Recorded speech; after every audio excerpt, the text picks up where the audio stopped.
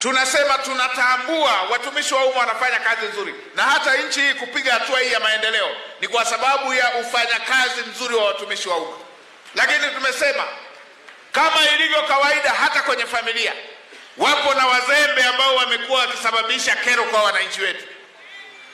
Wale wanaopiga danadana wananchi wanapokwenda kutafuta ufumbuzi wa kero zinazowakabili, hao ndio tunaosema hawatakuwa na nafasi. Mwananchi anakwenda kwenye ofisi ya serikali akiwa na jambo linalomsibu, analifikisha, anatarajiwa apate ufumbuzi, na Mheshimiwa Rais amewezesha kila ofisi ikapata kitendea kazi ili waweze kuwasaidia Watanzania. Anafika pale, lugha anayokutana nayo si njema. Anafika pale, anasikilizwa, anapigwa kalenda, uje kesho. Anafika pale, anasikiliza, anaambiwa uje kesho kutwa. Kesho kutwa akirudi anaambiwa uje wiki ijayo. Wiki ijayo akifika anaanza kuulizwa, hivi ulisemaje? Huu sio uelekeo Dr. Samia anaotaka, na sisi wasaidizi wake tutafuatilia haya. Kama Mtanzania amefika kwenye ofisi ya serikali,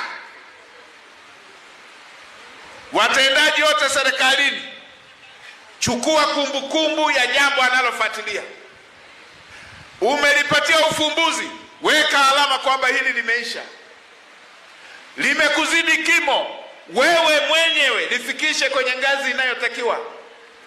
Hiyo ndiyo maana halisi ya kusogeza huduma karibu na mwananchi. Kama tutakuwa tunapokea hoja, tunasikiliza na kupuuza, tunamwacha mwananchi mwenyewe ahangaike mpaka aende makao makuu. Nini maana ya kusema tumesogeza huduma kwa mwananchi? Mwananchi Mtanzania akifika ofisini asikilizwe, atafutiwe ufumbuzi wa jambo lililompeleka pale.